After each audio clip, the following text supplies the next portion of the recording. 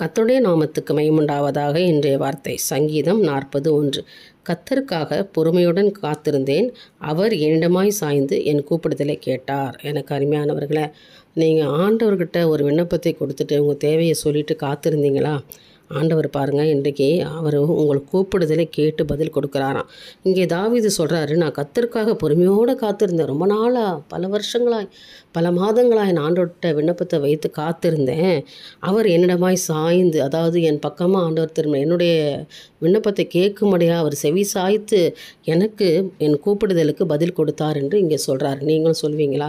ஆண்டவர்கிட்ட நான் கேட்டேன், எனக்கும் இன்றைக்கு இதே மாதிரி ஒரு அதிசயத்தை செய்ய போகிறாரு.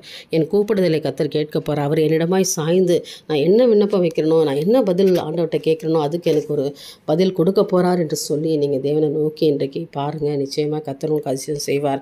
பொறுமையோடு காத்திருந்த காலங்களெல்லாம் இன்றைக்கு முடிந்து ஒரு அதிசயத்தையும் அற்புதத்தையும் காண்கிற நேரங்களையும் காலங்களையும் கர்த்தர் இன்றைக்கு வைத்திருக்கிறார். நம்பிக்கையோடு நாளை துவங்குங்க. நிச்சயமாக கர்த்தர் உங்களுக்கு கூப்பிடுதலை கேட்பார். என் தேவனுக்கே மகிமை உண்டாகட்டும். ஆமேன்.